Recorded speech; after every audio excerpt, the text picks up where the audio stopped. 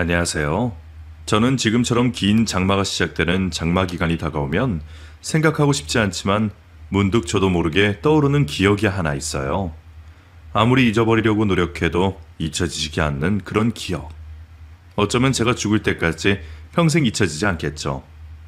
그렇지만 그 상처가 아물어 지금처럼 문득 생각이 나도 아무렇지 않게 될 그날을 기다리며 여러분에게 제 이야기를 들려드리려고 합니다.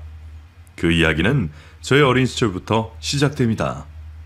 저희 부모님은 어렸을 때부터 같은 고아원에서 함께 자란 사이입니다. 먼저 고아원에서 생활을 하고 있던 아빠는 어느 날 함께할 친구라며 원장 선생님께 두 자매를 소개받게 되었는데요. 자매의 언니는 긴 머리에 하얀 피부를 가진 눈이 똘망똘망 아주 크게 생겨 한눈에도 쏙 들어오는 그런 이목구비를 가진 예쁜 여자아이였고, 동생은 언니보다는 조금 더 작은 키에 짧은 머리카락이 잘 어울리는 활발하고 귀여운 여자아이였대요. 아빠는 자기보다 더 늦게 들어와 적응하기 어려운 두 자매들을 잘 챙겨주었대요. 특히나 다른 친구들과 어울리지 못하고 엄마가 보고 싶다며 며칠을 우울해하고 있는 언니를 옆에서 더 챙겨주게 되었대요. 그 자매의 언니가 바로 저희 엄마예요. 아빠보다 2살이 어린 엄마는 자기 옆에서 늘 챙겨주는 아빠를 졸졸 따르게 되었대요. 어른이 된 아빠가 먼저 고아원에서 나가 독립하게 되었고, 2년 후 엄마도 이모와 함께 고아원을 나와 독립하게 되었어요.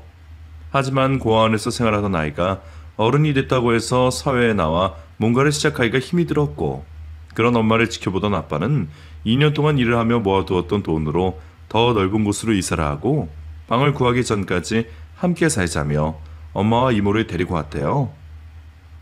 엄마는 아빠에게 피해를 주는 것 같아 하루빨리 돈을 벌어서 이모를 데리고 나가야겠다고 생각을 했대요. 그렇게 1년 정도 시간이 더 지나고 작은 월세방 하나 구할 돈이 모아지자 엄마는 이모와 함께 집을 구해 나가겠다고 말을 했고, 아빠는 지금 엄마를 잡지 않으면 후회를 할 것 같았대요. 처음에 부모님은 서로 친오빠, 친동생, 그 이상 그 이하도 아니었다고 생각했는데, 오랜 시간 항상 곁에 있다 보니 사랑이란 감정을 뒤늦게 알아차린 것이죠. 두 분은 얼마 있지 않아 결혼하셨고, 어른이 된 이모는 집 근처에 방을 구해 이사를 나가서 살게 됐어요. 그리고 몇 년 후 제가 태어났고, 그 집에서 그리 부유하진 않지만 세 식구 서로 아껴주며 살았어요. 제가 국민학교 입학하기 며칠 전 아빠는 제가 학교에 들어간다며 분홍색 책가방과 신발 주머니를 사오셨어요. 저는 보자마자 너무 예쁘다며 아빠 최고라며 아빠 얼굴에 뽀뽀새를 하고 아빠를 얼싸 안았죠. 밤에 잘 때에도 가방을 가슴에 품고 잠들었어요. 시간이 빨리 흘러 아빠랑 엄마 손을 잡고 분홍색 책가방을 메고 학교에 가는 상상을 하곤 했어요. 하지만 저의 그 상상은 깨지고 말았어요. 입학식 전날 아빠가 공사 현장에서 일하시다가 사고가 나는 바람에 돌아가시게 됐고, 저는 분홍색 가방만 보면 아빠 생각에 눈물이 났어요. 아직까지도 그 가방은 제겐 애착 인형처럼 버리지 못하고 항상 간직하고 있는 소중한 물건이 되었어요. 아빠가 돌아가시고 젊은 나이에 과부가 된 엄마는 저와 함께 살아가기 위해 여러 가지 일을 하셨어요. 제가 아직 어릴 때라 긴 시간 동안 일은 하지 못하고 늦은 오전에 가서 이른 오후에 퇴근할 수 있는 식당에서 일을 했어요. 그리고 집에 있는 동안에는 여러 가지 부업들을 하셨어요. 부업은 내가 하는 만큼 벌 수 있기에 엄마는 쉴 새 없이 손을 움직이셨어요. 하지만 단가가 워낙 싸다 보니 아무리 많이 한들 몸이 힘든 만큼 많은 돈을 벌 수는 없었어요. 근처에 살고 있던 이모가 엄마에게 부업을 하지 말고 차라리 회사에 들어가서 일을 하라고 말했어요. 이모는 항상 정시에 퇴근하는 회사에 다니고 있었던 터라 엄마가 퇴근하고 돌아오기 전까지는 자기가 봐줄 수 있다며 살림을 합치자고 제안을 했어요. 엄마도 제가 더 크기 전에 돈을 많이 모아놔야겠다는 생각에 고맙다며 합치자고 말했어요. 이모가 이사 온 날 한 명이 이사 왔을 뿐인데도 집이 꽉 찬 느낌이었어요. 이모, 이제 우리 집에서 매일매일 같이 있는 거야? 그럼 미연이 좋아? 응, 너무 좋아. 나 이모 너무 좋아. 이모도 미연이랑 같이 살아서 너무 좋아. 그럼 나 학교 갈 때마다 예쁘게 머리 묶어줄 수 있어? 어떻게 하는 게 예쁘게 하는 걸까? 요렇게 요렇게 따서 묶어주면 돼. 공주머리야. 그 정도야 식은 죽 먹기지? 좋다. 엄마는 회사 가기 바빠서 해줄 시간 없었거든. 그래. 이제 이모가 있으니까 매일매일 예쁘게 공주머리 해줄게. 짜장면 왔다. 둘 다 어서 와서 먹어.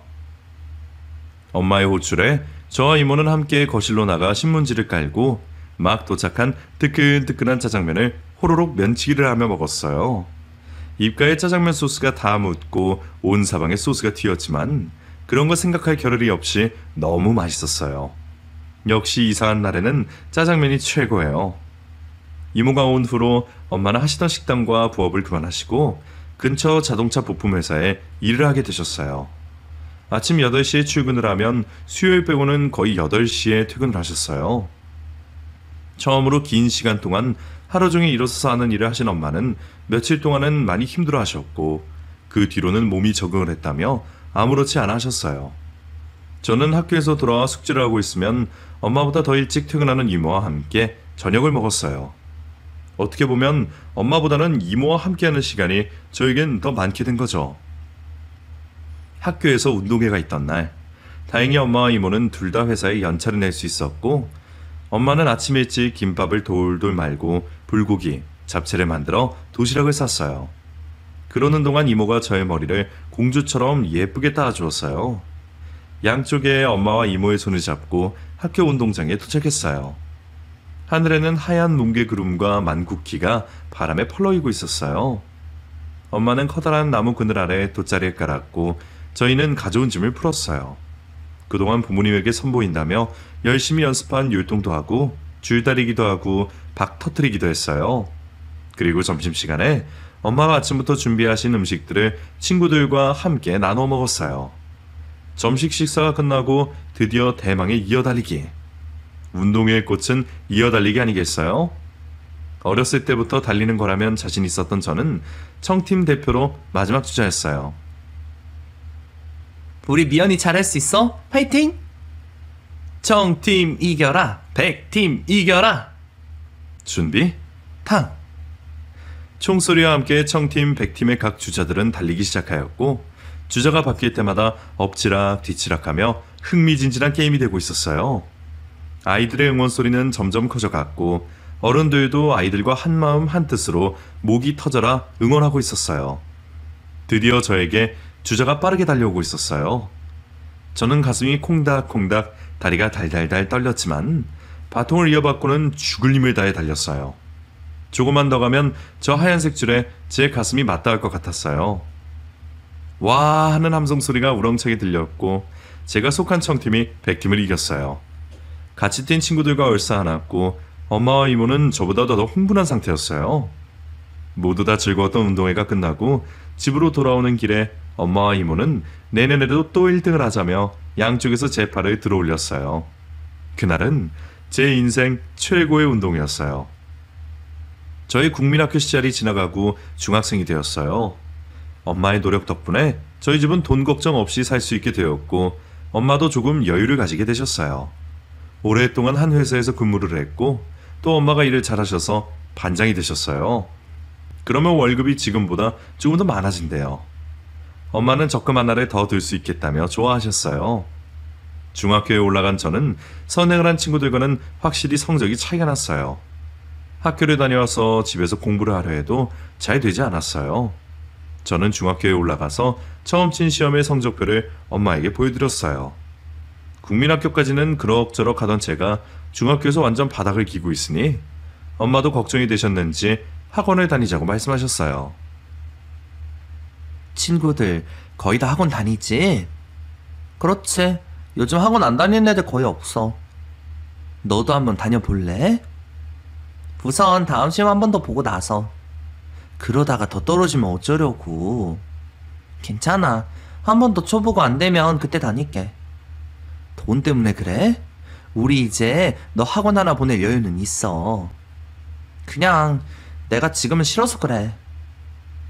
엄마는 하루빨리 학원에 다녀서 성적을 올리자고 말했지만 저는 이제 조금 여유가 펴졌는데 또다시 엄마를 힘들게 하고 싶지 않아 조금 미루자고 말했어요. 매달 들어가는 학원비도 만만치 않을 뿐더러 중학교에 들어가니 돈 들어갈 곳이 너무 많다는 것을 알게 된 저는 스스로 조금씩 포기하는 법을 선택한 것 같아요. 다음날 학교를 갔다가 집에 와서 쉬고 있는데 이모가 오랜만에 데이트를 하자며 밖으로 불러냈어요. 시내에 나가서 제가 좋아하는 찜닭을 맛있게 먹고 근처 스티커 가게에 가서 우스꽝스러운 사진도 찍었어요.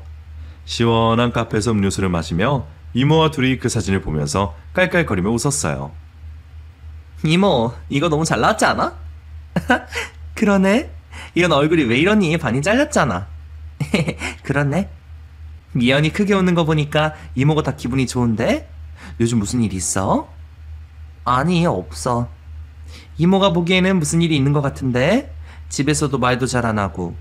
혹시 학교에서 애들이 괴롭히니? 아니야, 그런 건 아니고. 무슨 일이 있는 게 맞구나? 이모한테 얘기해봐. 너 알지? 이모 입이 얼마나 무거운지. 사실 요즘 친구들이랑 같이 있으면 왠지 모르게 내가 작아지는 것 같아서 기분이 별로야. 왜 그런 느낌을 받았을까? 난 아빠도 없고 엄마는 늘 바빴으니까 추억이 하나도 없잖아. 그리고 자꾸 포기하게 돼. 포기? 뭔가를 시작하기도 전에 돈부터 생각하게 되고 그러다 보면 자꾸 포기하게 돼.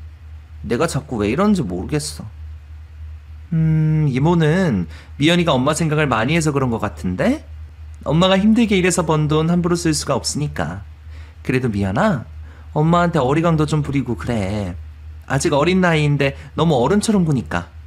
엄마가 바라는 모습은 그게 아닐 거야. 이모의 말을 듣고 저는 생각에 잠겼어요. 중학생다운 모습. 부모가 걱정해야 할 문제를 먼저 포기해버리는 저의 모습을 보고 엄마는 속상하셨을까요? 엄마는 애어른 같은 저를 보고 가슴 아파했다는 것을 알게 되어 너무 혼란스러운 밤이었어요. 다음날 저는 엄마에게 주말에 사고 싶었던 옷이 있다며 시내에 나가자고 졸랐어요. 어색해하는 저의 행동을 보시고는 엄마는 이모랑만 데이트하지 말고 엄마랑도 데이트해보자며 좋다고 하시며 웃으셨어요. 그리고 이모와 같이 찍은 스티커 사진이 너무 부럽다고 하셨어요. 저는 제일 먼저 엄마를 스티커 가게로 데리고 가서 요상한 웃긴 표정을 지으며 찍었어요. 엄마는 제일 잘 나온 사진 하나를 지갑 안쪽에 붙이셨어요. 그리고 근처 옷가게로 가서 엄마와 똑같은 옷을 하나씩 사서 갈아입었어요. 그랬더니 엄마가 쌍둥이 같다며 깔깔 웃으셨어요. 저는 엄마가 늦게까지 일하고 오시면 피곤하니까 주말에라도 쉴 수 있게 해드리는 게 엄마에게 좋을 거라고 생각했었는데 엄마의 환한 웃음을 보니 그동안 제가 잘못 생각했구나. 진즉에 엄마와도 이렇게 주말을 보낼 걸 후회를 했어요. 그리고 엄마의 바람대로 학원에 다니며 성적을 올리기 위해서 열심히 공부했어요. 엄마, 이거 봐. 뭐길래 그래? 나 성적이 엄청 올랐어. 정말이네. 장하다 정말. 엄마 말대로 진즉에 학원 다닐 걸 그랬나 봐. 성적이 이렇게 많이 오를 줄은 생각도 못했어. 그게 학원에 다녀서 그런 것만은 아닐 거야. 다 미연이가 열심히 한 결과인 거지. 저는 중학교 3년 동안 계속해서 성적이 우상향했고 인문계 고등학교까지 진학하게 되었어요. 처음에는 실업계를 갈까 고민도 했지만 엄마는 대학교까지 보낼 형편이 되니까 돈 문제라면 신경 쓰지 말고 인문계에 원서를 쓰게 하셨어요. 저는 제 성적에 맞는 학교에 지원을 했고 더 열심히 해야겠다고 다짐했어요. 그렇게 고등학교에 입학을 한 저는 원하는 대학교에 가기 위해 학교가 끝나면 도서관에 가서 늦게까지 공부를 하고 집으로 돌아왔어요. 대학교에만 가면 제 인생은 황금길만 펼쳐질 것 같았거든요. 그날도 도서관에서 늦게까지 공부를 하고 집으로 돌아가는 길이었어요.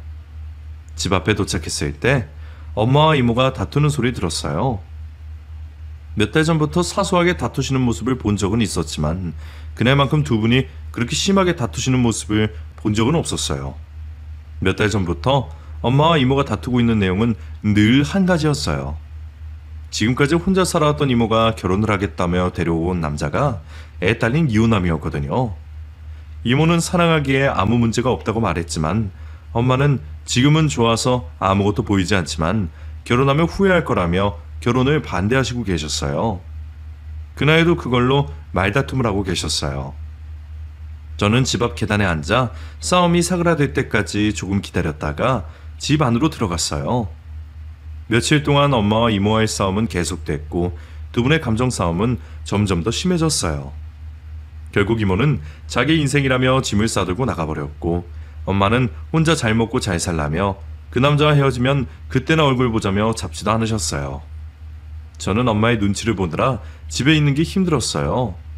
게다가 저의 마음을 누구보다 잘 알아주던 이모가 나가버리다니.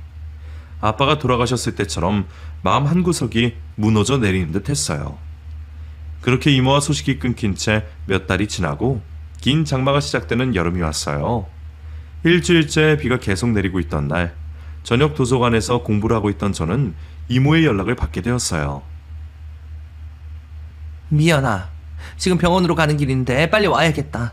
엄마가 쓰러지셨어. 저는 공부하던 물건들을 내팽개치고는 비를 맞으며 정신없이 병원으로 달려갔어요. 이미 병원에 도착해 있던 이모에게 엄마 어디 있냐고 소리를 질렀어요. 엄마는 집 앞 계단에서 미끄러져 한참을 아래로 굴러 떨어졌고 머리를 심하게 다쳐 수술 중이라고 말했어요. 저는 엄마가 깨어나길 간절히 바라고 또 바랬어요.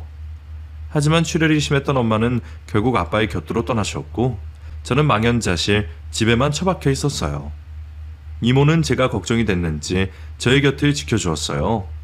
고작 17살에 저는 부모님이 다 돌아가시고 고아가 되었어요.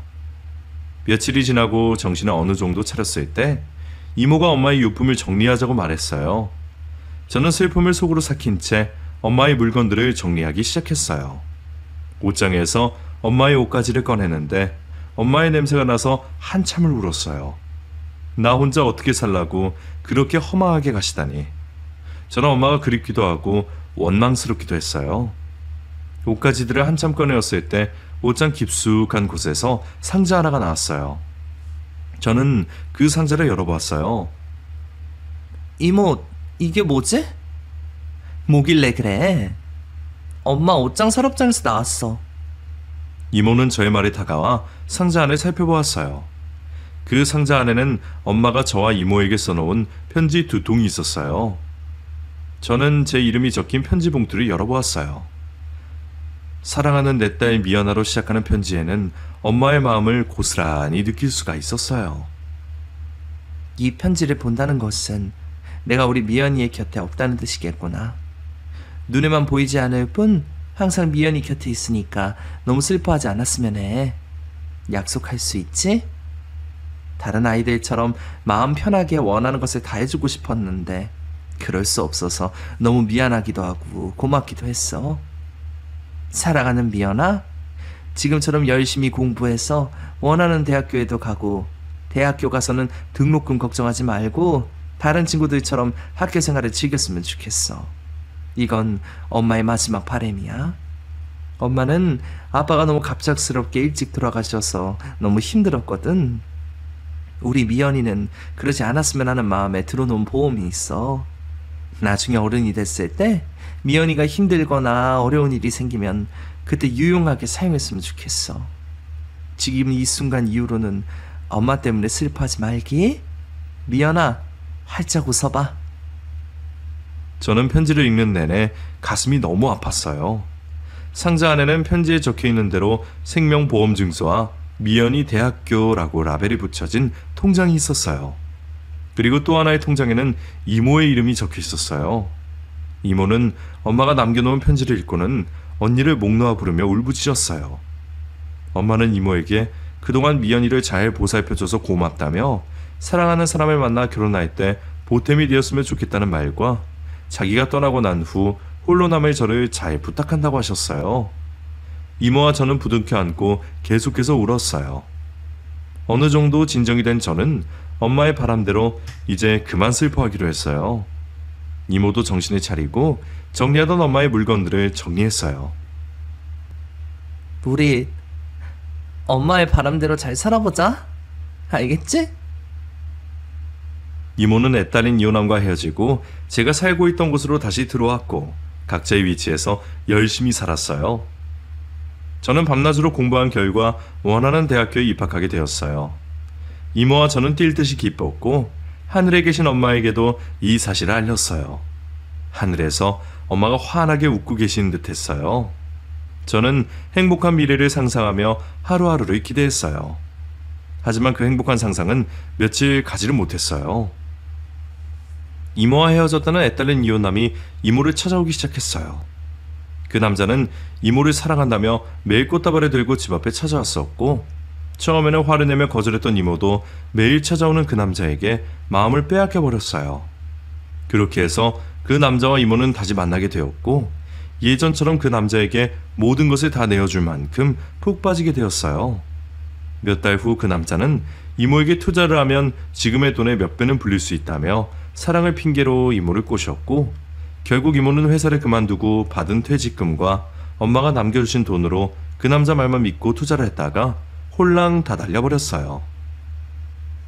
이모는 그 남자를 찾아갔지만 그 남자는 벌써 어디로 튀어버리고 연락조차도 되지 않아 찾을 수도 없었어요. 이모는 몇 날 며칠을 술을 마시며 보냈어요. 그리고 어느 날 술에 취한 이모는 저에게 다짜고짜 엄마의 사망보험금이 든 통장을 내놓으라고 소리 질렀어요. 너네 엄마 보험금 이리 내놔. 안 돼. 그건 건드릴 수 없어. 왜 안 내? 지금 이모가 이렇게 힘든데 그 돈이 아까워? 아까운 게 아니라 이건 엄마가 나중에 꼭 필요할 때 쓰라고 남기신 거잖아. 지금이 꼭 필요한 순간이야. 그 돈 먼저 뺏쓰고 이모가 나중에 채워주면 될 거 아니야. 아니, 절대 안 돼. 그러기에 누가 남자한테 돈을 다 갖다 바치래? 뭐? 너 지금 그게 이모한테 할 소리야? 내가 틀린 말 했어? 그 사기꾼한테 퇴직금이며 엄마가 이모 결혼할 때 쓰라고 남겨주신 것까지 다 털렸잖아. 그 돈 어떻게 해서 찾으려고? 찾을 방법은 있대? 인연이 어른을 가르치네. 야 이년아, 내가 너를 어떻게 키웠는데 네가 나한테 이래? 검은머리 짐승은 거두는 게 아니란 옛말이 딱이네 딱이야. 헛소리 하지 말고 당장 내놔. 저는 술에 취해 난동을 부리는 이모를 뒤로 한 채 집을 나왔어요. 어쩌다가 이모가 저 지경까지 가게 된 것인지, 예전에 저에게 한없이 다정했던 그 이모는 어디로 간 것인지, 그 망할 사기꾼 같은 이라고. 정말 이모는 사람 보는 눈이 없어도 그리 없을 줄이야. 어떻게 자기에게 사기를 치는 것도 알아차리지 못하고 전 재산을 홀라당 다 털려버리다니. 이모가 가엾기는커녕 바보 천지 같았어요. 집을 나온 저는 편의점에서 맥주 4캔을 사서 편의점 테이블에서 한 캔을 마시고 나머지 3캔을 든 봉지를 들고 학교 근처에 자취를 하고 있는 친구의 집으로 갔어요. 이 친구는 제가 중학교 때부터 친하게 지냈던 동네 친구였어요. 그래서 누구보다도 제 사정을 잘 아는 친구였어요. 저는 친구에게 오늘 있었던 일을 하소연했어요. 제 이야기를 듣고 있던 친구는 마치 자신에게 일어난 일인 양 저를 위로해주며 이모가 잠잠해질 때까지 자신의 집에서 같이 있자고 말해주었어요. 며칠이 지나고 집에 옷가지들을 챙기기 위해서 들어갔어요. 현관문 앞에는 신발들이 어질러져 있었고 집안 구석구석 서랍장이란 서랍장문은 다 열려 있었어요. 집에 꼭 도둑이 든 것처럼요. 놀란 저는 이모를 부르며 집 안으로 들어갔어요. 그리고 제 눈앞에 펼쳐진 광경을 보고 저는 소스라치게 놀랐어요. 여전히 술에 취한 이모는 비틀비틀거리는 몸으로 제 책상 서랍장을 뒤지고 있었고 제 소리에 놀라 바닥에 주저앉아 있는 상태였어요. 이모, 지금 뭐 하는 거야? 이모는 제 말에 아랑곳하지 않고 다시 일어나 제 책상 서랍장을 뒤지기 시작했어요. 그런 이모를 저는 붙잡으며 소리 질렀어요. 지금 뭐 하는 거냐고. 네 엄마 보험금 통장 어디에다가 숨겼어? 빨리 내놔. 미쳤어? 지금 그거 찾겠다고 이 난리 치는 거야? 그래? 나 미쳤어. 지금 그 돈 없으면 죽게 생겼는데 안 미치게 생겼어? 이모 왜 이래? 제발 정신 좀 차려. 이거 나? 이거 안 나? 이모 제발. 도대체 어디에다가 꽁꽁 숨겨놓은 거야? 진짜. 그만해 제발. 인연 이거 여기에다가 숨겨놨었네. 이모는 결국 엄마의 통장을 책상 서랍 속에서 찾아냈고 미소를 지었어요. 그 섬뜩한 미소는 2번 다시 떠올리고 싶지 않을 만큼 소름 끼쳤어요. 그 모습을 본 저는 이모가 더 이상 사람으로 보이지 않았어요. 돈을 위해서라면 뭐든지 할 것 같은, 그런 악마로 보였어요. 저는 비틀거리며 서 있는 이모에게서 엄마의 통장을 가로채 옷 안으로 집어넣고 양손으로 배를 감싸쥐었어요. 인연이 안 내놔? 이건 절대 안 돼. 내놓으라니까. 인연이 말로 해서는 안 되겠네. 이모는 제가 가지고 있던 통장을 빼내기 위해 저를 눕혀서는 웅크리고 있는 제 몸을 두들겨 패기 시작했어요. 머리며 몸이며 이모는 자신의 손과 발이 가는 대로 통장을 내놓으라며 고래고래 소리를 지르며 저를 때리기 시작했어요. 저는 엄마가 주신 이 통장을 절대로 뺏길 수 없기에 더 몸을 웅크리며 통장을 뺏기지 않으려고 참았어요. 한참을 그러고 있다가 이모는 힘이 빠졌는지 독한 년이라며 털썩 쓰러지더니 술 기운에 잠이 들었어요. 그 사이 저는 재빨리 제 옷가지를 챙겨서 집을 나와 친구의 집으로 갔어요. 흐트러진 머리에 입술이 다 터진 제 모습을 본 친구는 깜짝 놀라며 급히 약국에 가서 약을 사와 치료해 주었고, 따뜻한 차를 한 잔 마신 저는 놀란 마음을 진정시킬 수 있었어요.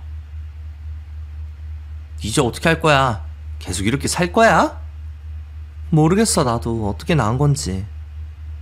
내가 알고 있던 그 이모가 맞나? 너네 이모는 도대체 왜 그러시는 거야? 글쎄, 믿었던 남자의 배신감에 대한 상처? 아니면 전 재산을 날리게 된 억울함? 일어난 일을 없앨 순 없지만 이겨내야지. 언제까지 저러고 있을 건지. 그리고 엄마의 보험금은 왜 또 필요한 건지 나도 정말 이해가 안 돼. 이 돈이 없으면 안 되는 이유가 있는 건지. 무슨 이유가 있든지 간에 너에게 폭력을 행사한 건 잘못된 거야. 저는 앞으로 어떻게 해야 할지 막막했어요. 이 돈이 제 앞에 있는 한 이모는 오늘과 같은 행동을 반복하실 테고 눈앞이 캄캄해지고 어떤 대안도 떠오르지 않았어요. 친구의 집에서 몸을 어느 정도 추스르고 집에 있는 필요한 물건들을 챙기기 위해 집으로 갔어요. 이모가 잠이 들었을 때 잠깐 들리려고 집 맞은편 전봇대 뒤에 숨어 있는데 양복을 입은 건장한 남자 여럿이 담배를 피며 계단을 올라가고 있었어요. 언뜻 보아도 나쁜 사람이라는 걸 알 수 있었어요. 그 남자들은 저희 집 대문을 주먹으로 쾅쾅 두드리며 이모의 이름을 계속해서 불렀어요. 여기저기에서 사람들이 웅성웅성거리며 기웃기웃 쳐다보았어요. 그 남자들은 뭘 쳐다보냐며 죽고 싶냐고 사람들을 향해 발길질을 하며 고함을 질렀고, 겁에 질린 사람들은 다시 자기 집으로 들어갔어요. 대문을 계속해서 발로 차도 집안에서 사람이 나오지 않자 그 남자들은 해가 어둑어둑해질 때까지 계단에 걸터 앉아 기다렸어요. 그렇게 밤이 되었고 계단에 앉아있던 그 남자들도 떠났어요. 저는 가슴이 콩닥콩닥 거렸어요. 이모에게 매질을 당할 때보다 더 심장이 뛰고 두 다리는 움직일 수가 없었어요. 분명 이모를 찾는 사람들이었어요. 이모가 저런 험악한 사람들과 무슨 관계가 있길래 집에까지 찾아와서 소란을 피우는지 저는 이모가 걱정이 되었어요. 두리번 살펴보고 계단을 뛰어올라 대문 앞에서 이모를 나지막하게 불렀어요. 이모, 나야. 몇 번을 불렀을까? 대문이 열렸어요. 산발한 머리에 얼굴이 퉁퉁 부은 채로 문을 열어준 이모는 밖에 사람들 없냐고 물어봤어요. 집 안으로 들어간 저는 오랜만에 술에 취하지 않은 이모와 대화를 할 수 있었어요. 이모, 괜찮아? 너는 몸 괜찮아? 미안하다. 내가 너한테 무슨 짓을 한 건지. 나는 괜찮으니까 신경 쓰지 말고. 아까 그 남자들은 대체 누구야? 왜 우리 집 앞에서 이모를 그렇게 찾았던 거야? 너 볼 면목이 없어. 대체 그 남자들이 누구냐니까. 사실은 사채업자들이야. 내가 돈을 조금 빌렸어. 뭐? 사채업자라고? 그래, 내가 미쳤었지. 내가 왜 그랬을까? 이모는 자신의 가슴을 주먹으로 치며 울부짖었어요. 사기꾼에게 사기를 당한 이모는 아무리 수소문해도 그 사기꾼을 찾지 못하자 망연자실 술로 메일을 보냈고, 그렇게 몇 주가 지나고 그 사기꾼에게서 연락이 왔고 날려버린 돈을 되찾을 수 있겠다는 희망을 안고 그 사기꾼이 만나자고 한 장소로 나갔었대요. 그리고 그날 사기꾼을 만나 대판하려고 했던 이모는 또다시 그 사기꾼의 꿰매 넘어가고 말았어요. 자기도 사기를 당한 것이다. 전 재산 잃어버리고 정신을 잃고 있다가 그놈들이 어디에 있는지 알아냈다. 하지만 그놈들을 잡으려면 비용이 필요하다며 그놈들만 잡으면 내가 잃어버린 돈과 이모가 잃어버린 돈을 다 되찾을 수 있다고 말했대요. 돈이 없던 이모는 저에게 엄마의 보험금을 내놓으라고 말했지만 저는 그 통장을 내놓지 않고 그 사기꾼은 시간이 길어지면 놓칠 수 있다며 이모를 하염없이 조급하게 만들어 결국엔 사채까지 쓰게 된 것이었어요. 그 이야기를 듣고 있던 저는 화가 났어요. 이모, 진짜 제정신이야? 같은 남자에게 또 사기에 당하다니 진짜 어이가 없어서 말이 다 안 나온다. 그것도 모자라 사채까지 빌려다 그 돈까지 날렸다고? 나도 내가 왜 이렇게 됐는지 모르겠어. 돈 되찾을 욕심에 2번이나 사기를 당하고 나도 내가 너무 부끄럽고 안심해. 나 같은 건 죽어야 돼. 그만해. 이런다고 뭐가 달라지긴 해? 자신의 머리를 식탁에 계속해서 내리치는 이모를 저는 말렸어요. 왜 지금껏 이모가 저한테 엄마 보험금을 뺏기 위해 안간힘을 썼는지 알 수가 있었어요. 이모의 이야기를 들은 저는 잠시 생각에 빠졌어요. 그리고 결심했죠. 지금이 엄마가 말하신 꼭 필요한 상황인 거야.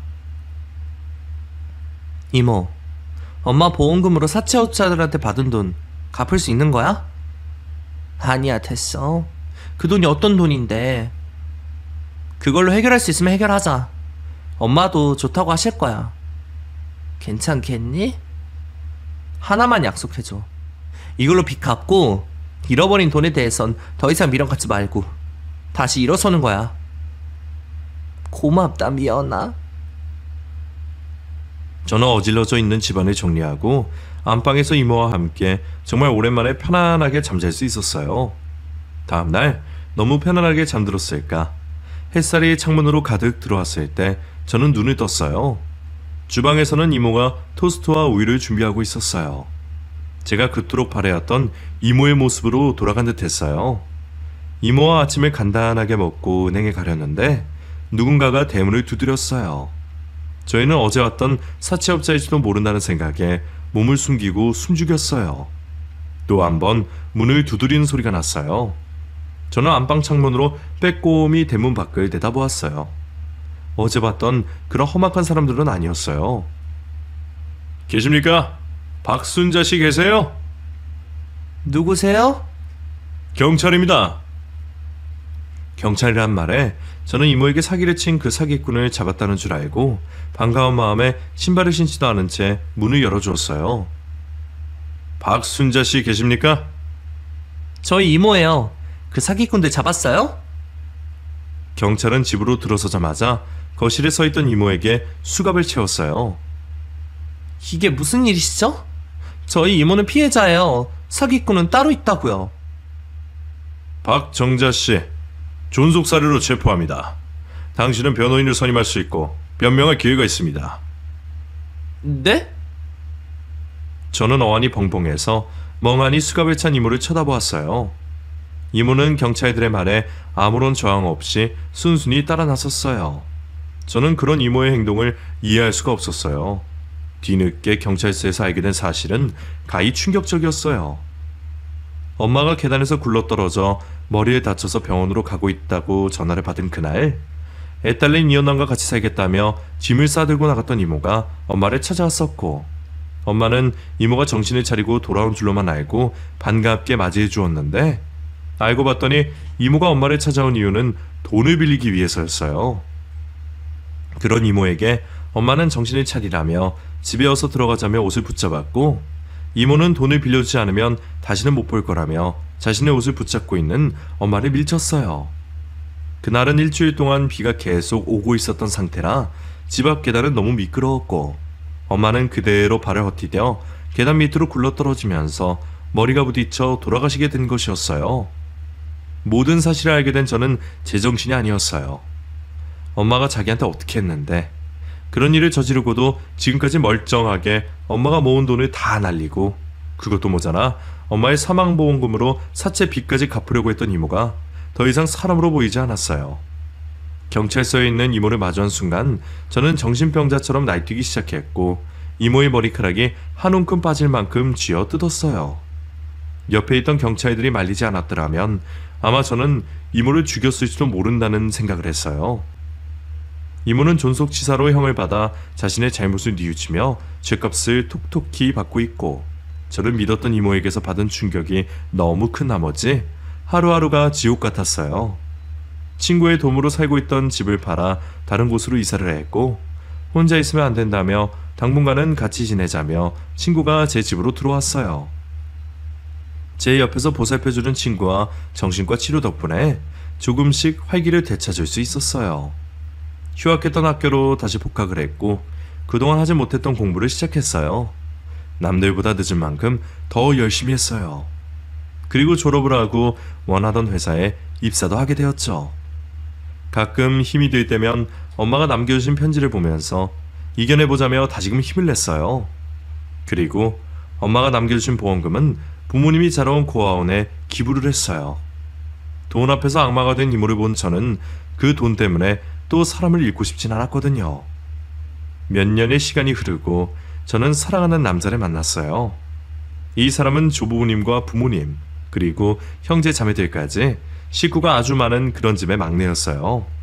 어렸을 때부터 사랑을 듬뿍 받으며 자랐다는 게 느껴질 만큼 티끌 하나 없이 맑고 밝은 사람이었어요. 저는 그 사람이 점점 더 좋아지는 게 무서웠어요. 가족 하나 없는 저를 받아줄 수 있을까 겁이 났어요.